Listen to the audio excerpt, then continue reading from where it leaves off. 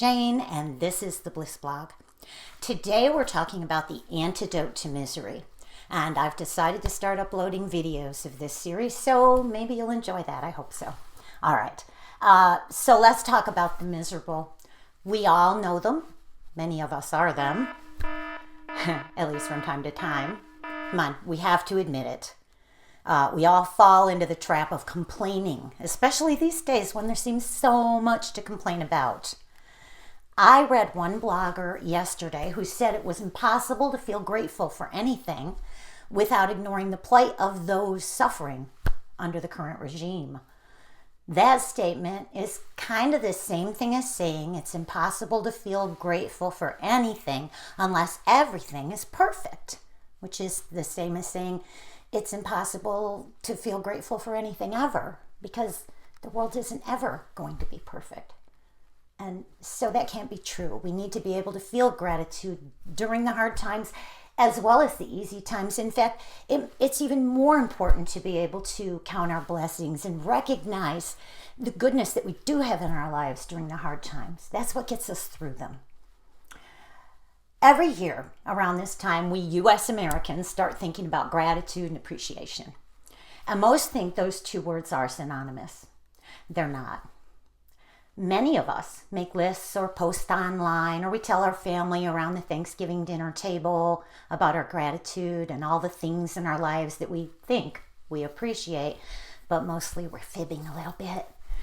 Because we truly appreciate very little. We might think we do. We might feel thankful. That's gratitude. But appreciation is so very much more. Merriam-Webster's dictionary defines appreciation as 1, to grasp the nature, worth, quality, or significance of. And that was 1A. 1B, to value or admire highly. 1C, to judge with heightened perception or understanding, to be fully aware of, to recognize with gratitude. And 2, to increase the value of. So how to begin? We can start with our gratitude list. We all have gratitude lists this time of year, right? Let's look at the same things everybody says they appreciate most at this time of year. And let's talk about those, because I think we have a lot in common. I think we have more in common than what separates us. So when we're listing what we're grateful for this time of year, everybody starts with people, right? It's always my spouse, my significant other, my partner. We're always saying we're grateful for those people in our lives, our friends, our family, our children, our parents, our siblings. We're grateful for those. That's at the top of our list. The second thing is usually the conditions of our lives. We talk about our health most frequently, I think. We're always saying we're so grateful for our health, for our abundance, for our talents and our skills. Those are always on the list. And then things. The things in our lives, we usually have a whole list of things that we're grateful for. Our homes, the car we drive, our most prized possessions, maybe our favorite foods. So if we visit each topic, we can maybe look a little bit at the difference between paying lip service to our gratitude, which is great, and true appreciation. So first, the people. And this is the most important one, I think. First, we need to, according to Merriam-Webster, grasp their nature, worth, quality, or significance. Are we doing that with the people in our lives? Are we really seeing them and really listening when they speak? I don't know if we are. To appreciate the things we love, we have to know them. We may have to pay attention to the words they say, and not just the words they say, but the way they say them.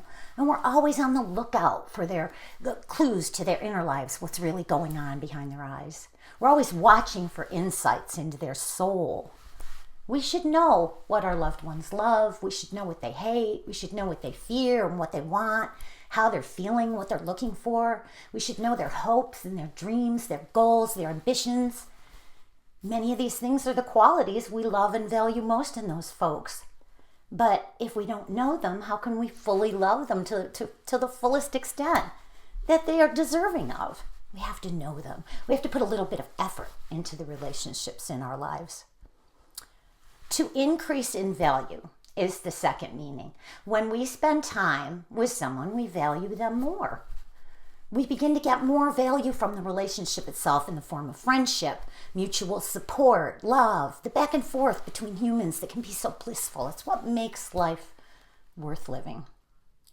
So then we move on to the second thing on most people's lives, the conditions in our lives. Health is where I want to start because I think that health is everybody's top one. I appreciate a lot of other things besides my health. I love my hair. It's not always going to look as good as it does today, by the way. I slept in braids. That's a tip.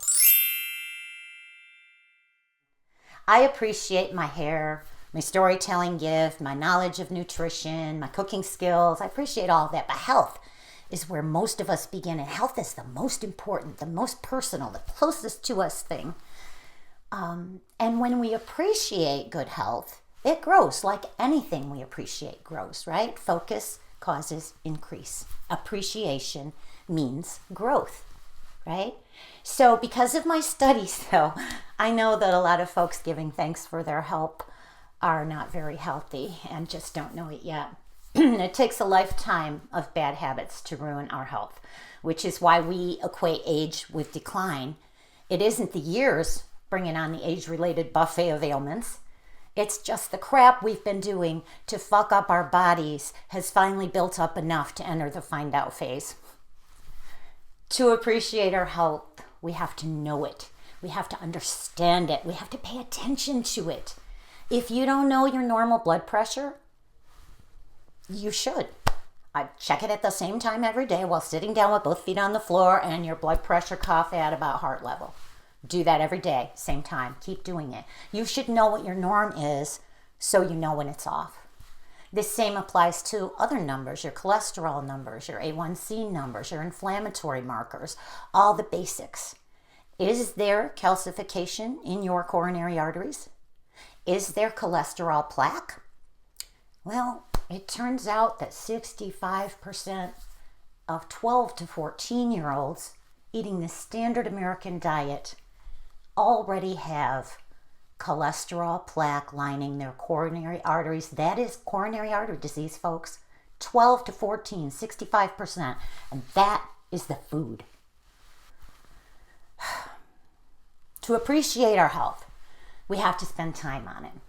We have to put forth a little effort. We got to give up the stuff we know is terrible for our health and adopt new habits that are fabulous for it. And if you're not willing to do that, then you're not really appreciating your health at all. And in fact, the opposite is happening. As you continue the bad habits, your health declines at a steady and predictable pace. That's the opposite of appreciation. It's depreciation. If we value our health, we need to spend some time on it, put forth a little effort. And then we have to use it. I mean, how much are most of us using this great health we so value? Are we enjoying our great health by being active and busy and moving our bodies in ways we enjoy? We're not increasing the value of our health if we're living our lives as if we're unhealthy.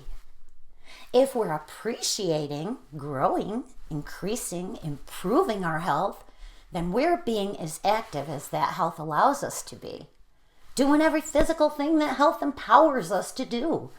Instead, many of us become sedentary and we allow our wonderful health to fade away from lack of use. Not appreciation. Next, the things in our lives. If we appreciate our homes, we first must know them. It's kind of hard to fully appreciate a home until you've been in it for a while, but we can begin right away. We can learn their history, who lived there before, what the place was like then if we know, if we have ways of finding out, what renovations have been done, what changes to the layout. As we live in a home for a while, we come to know its quirks and its night noises and which stair creaks and all of those wonderful little things that make our home unique. We know which spot has a leak. We know which light switch is fussy and needs to be, turned twice. Those things are pretty easy over time. Since we live in our homes, we can't help but get to know them if we're paying attention. But are we just grateful that we have a roof over our heads? Or are we truly appreciating our homes Increase in value. Are we spending time not just in them, but on them? Right? We can make them as uncluttered and clean as we possibly can. Not my strong suit, I will admit, but we can all do better. Are we making our homes as pretty and as comfortable as we can? It doesn't have to cost money. Paint's cheap, and just changing the arrangement of the furniture or changing out the decorations in a room or even switching up the lighting can change everything. I like to fill my house with wonderful smells.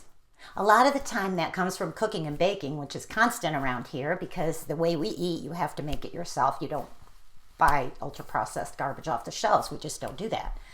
But I also burn a lot of incense in between the cookings. I fill my house with music also and pretty things. I just like pretty sparkly things. I have prism crystals that hang in windows where the sun shines, and I like to give them a little tap and let them spin, and they throw rainbows all over the room. It's such a tiny little thing, a $10 crystal, and suspended from a piece of fish line in the kitchen window, and it lights up the whole place with something that feels pretty close to magic.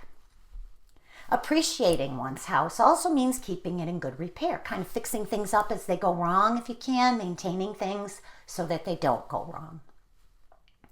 So how is all this the antidote to misery? Well, first of all, you're focused on so many other things, you don't really have as much time to feel miserable, in case you didn't notice that while we were discussing. There were a lot of things we were talking about and feeling and thinking about that was just taking up the space normally filled with miserable complaining stuff, right? I often say, though, that true appreciation means just flat out basking. Just basking in the people and the conditions and the things in our lives.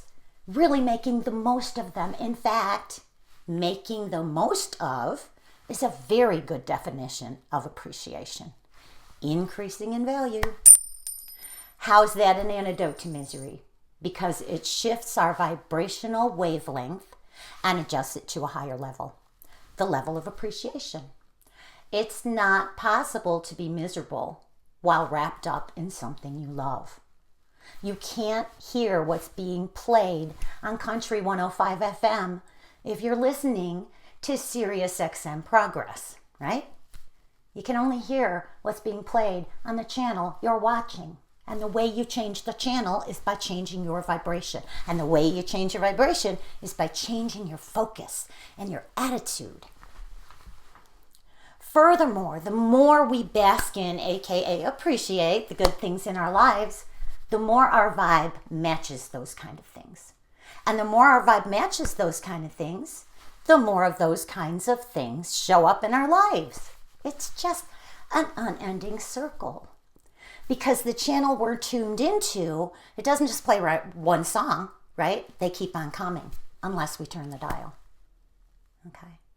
So now let's talk about the guilt factor, because a lot of us feel like we can't be happy if other people are miserable, that it's somehow disrespectful of them, that it's somehow wrong to feel happy, to feel good while other people are not feeling good. But that would mean you could never feel happy ever, because there's always someone else not feeling good. Basking in the good doesn't mean being unaware of the negative things going on in the world. It just means not wallowing in them. It doesn't mean being aware and not caring, or being aware and ignoring the bad stuff. The truth is that positively aligned people are far more able to help others than misaligned people. Think about the often used analogy, and it's often used for a reason, of helping someone out of a deep hole. You can't help them out by jumping down in there with them. You have to help them from the outside of the hole. And if you let them pull you in, or if you let yourself be pulled in, everyone's stuck. So by approaching the problems with an eye toward the solutions, that's the key. We can keep from lowering our vibration to match the problem. Always keep the strongest focus on the solution.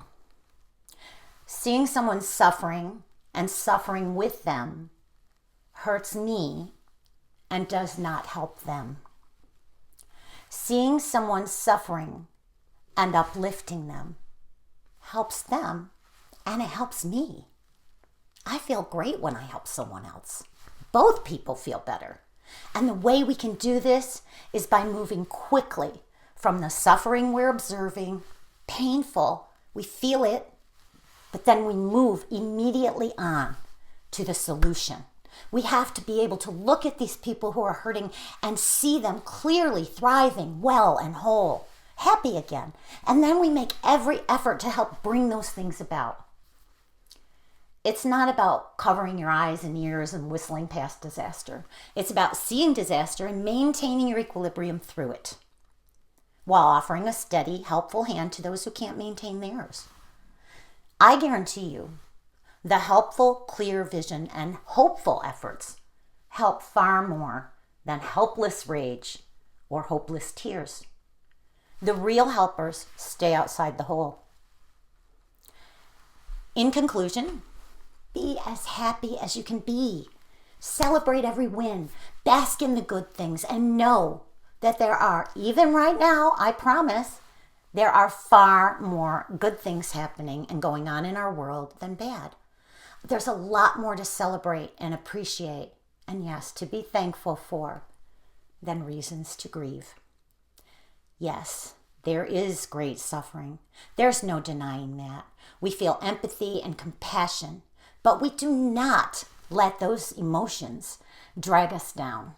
We can use them instead to power us up and fuel the positive work to be done. So give thanks and truly appreciate the good in life. The better to share it with others. And that's today's post. I want to thank you for being here.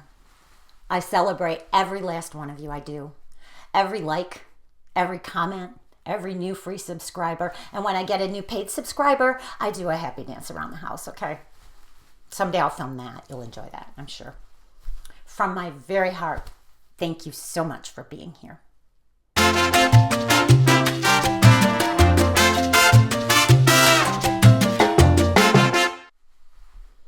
Got holiday romances? Well, one writer I know has so many she could almost start her own Hallmark channel, and you're looking at her. Go to MaggieShane.com/holiday to browse the whole collection of holiday romances. Enjoy!